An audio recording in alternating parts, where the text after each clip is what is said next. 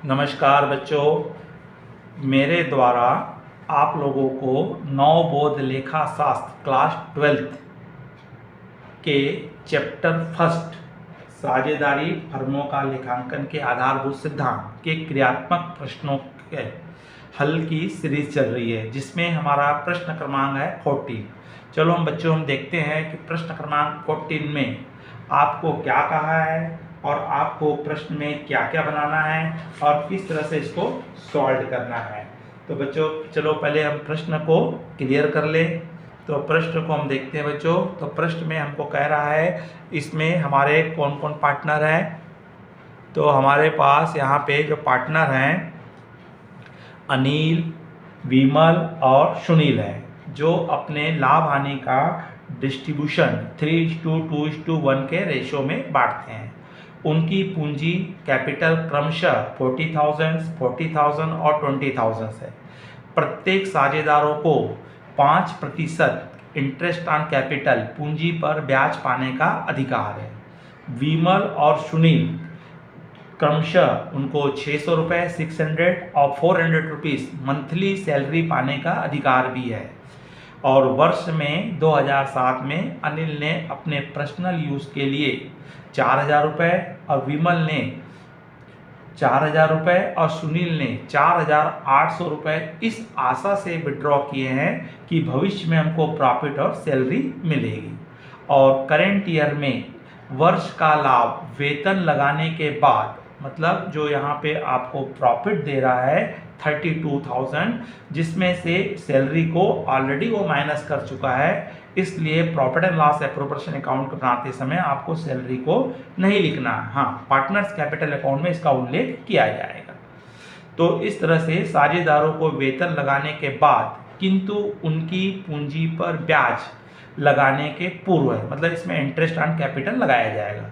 यह लाभ 20,000 रुपये मूल्य के फर्नीचर पर 7.5% डेप्रिसिएशन और 600 रुपीज़ बैड डेब्ट्स अशुद्ध ऋण के समायोजन करने के पूर्व है।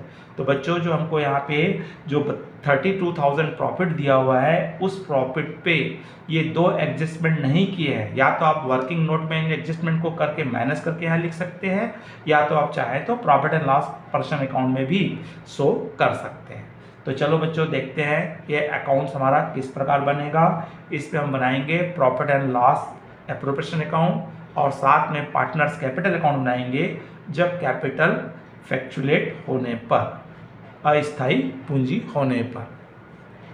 तो सर्वप्रथम बच्चों हम देखेंगे आपको प्रश्न में क्या क्या बनाने बोला है और क्या क्या लिया है। तो सबसे पहले क्रेडिट साइड में हमारा काम होता है, जो बैलेंस दिया रहता है प्रॉफिट का, बैलेंस बीडी, या हम इसको नेट प्रॉफिट के रूप में लिखते हैं। तो नेट प्रॉफिट के रूप में आपको यहाँ पे 32,000 दिया हुआ है और इस प्रॉफिट में ऑलरेडी क्या माइनस हो चुका है आपका, इसमें से आपने क्या माइनस कर चुके हो, सैलरी को माइनस कर चुका है, सैलरी के देने के बाद है, इसलिए यहाँ सैलरी का उल्लेख नहीं करेंगे। यहाँ डायरेक्ट क्या आएगा, आपका पहला आइटम आएगा इंटरेस्ट ऑन कैपिटल,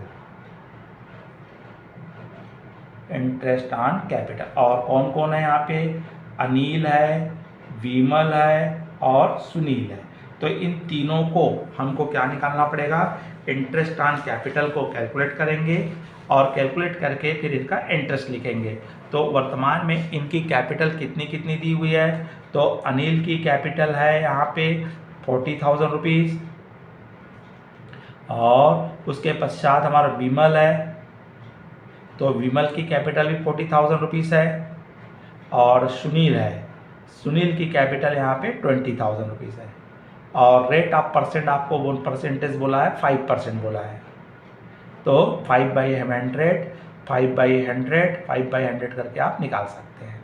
तो ये 2 0 1 2 जो काट दीजिए और 5 का टेबल आप पढ़ लीजिए, तो आपको क्या मिल जाएगा, तीनों का इंटरेस्ट ऑन कैपिटल आपको मिल जाएगा। तो कितना हो रहा है इसका, 2,000 हो रहा है, इसका भी 2,000 हो रहा है, और इसका कितना हो रहा है, 1,000 रुपये हो रहा है। तो इस तरह से आपका क्या निकल जाएगा, इंटरेस्ट ऑन कैपिटल निकल जाएगा, जिसको आप लिख सकते हैं अनिल के कॉलम में, विमल के कॉलम में और सुनील के। तो सब मिला करके इंटरेस्ट ऑन कैपिटल कितना बना बच्चों? 5000 रुपीज़ बना है।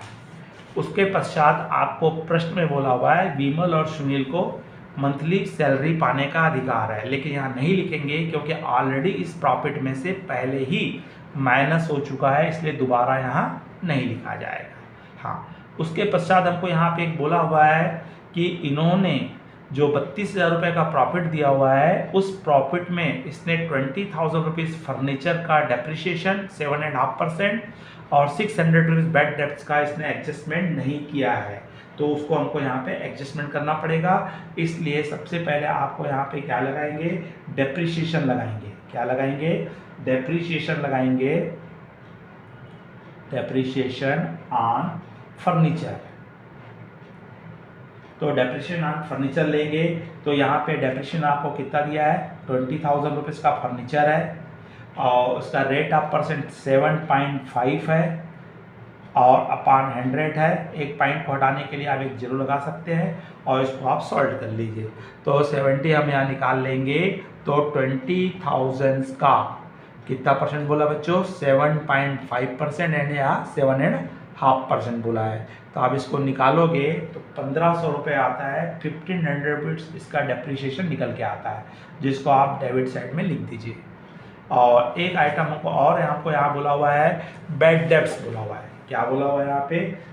Bad provision for bad debts बोला हुआ है।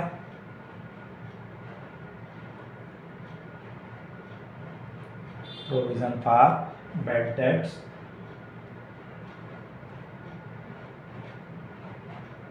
तो यहाँ पे आपको प्रॉफिट में से फ्यूचर में जो डूबने वाला है उसको बैड डेब्ट। एक्चुअल में ये दोनों item profit and loss account में किए जाते हैं, लेकिन ये प्रॉफिट एंड लॉस अकाउंट में इन आइटम को करना भूल गया है। तो आप चाहें तो अलग से वर्किंग नोट में 32,000 में ये दोनों आइटम को माइनस करके भी प्रॉफिट को लिख सकते हैं, तो उस कंडीशन में भी प्रॉब्लम सही माना जाएगा।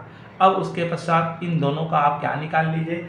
डिफरेंस निकालेंगे, क्योंकि यहाँ पे इंटरेस्ट ऑन ड्राइंग्स नहीं बोला है, विड्रॉ तो जरूर किए हैं, लेकिन उनको क्या नहीं दिया है? आपको रेट ऑफ परसेंटेज नहीं दिया है, इसलिए इंटरेस्ट ऑन ड्राइंग्स का कैलकुलेशन यहाँ पे नहीं किया जाएगा। केवल डायरेक्ट अब यहाँ पे इनका जो भी डिफरेंस प्रॉफिट आएगा उस प्रॉफिट को तीनों पार्टनर आपस में क्या करेंगे? बांटेंगे। तो डेबिट में ही डिफरेंस आएगा, तो इस प्रॉफिट को तीनों बांटेंगे, अपने अपने करंट अकाउंट में, कैपिटल अकाउंट में ट्रांसफर करेंगे, अनिल, विमल और सुनील। और इसके लिए आपको परसेंट, रेट ऑफ परसेंट दिया है। पहले तो आप डिफरेंस निकाल लीजिए। तो डिफरेंस निकालेंगे, क्रेडिट साइड का टोटल 32,000 है, तो इस 32,000 में टोटल में से 32,000 में से 32,000 में से आपको तीन आइटम माइनस करना है।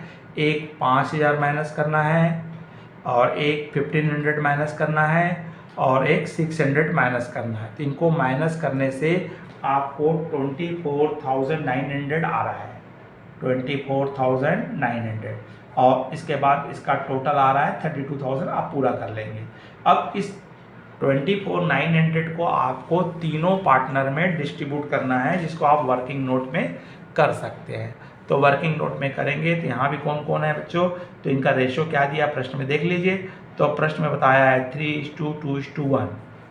किस रेशो में? ये 3:2। इसका आपस में टोटल कर लेते हैं, तो मतलब 3/6, 2/6, 1/6 आएगा।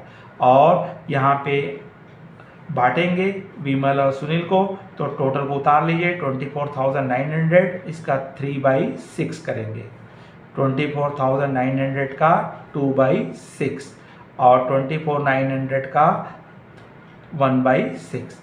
तो सबसे पहले आप इसको क्या कीजिए, 24,900 को आप 6 से डिवाइड कर दीजिए। किससे डिवाइड कर दीजिए? वर्किंग नोट में 6 से डिवाइड कर दिए, तो आपको ऊपर का मिल जाएगा 4150।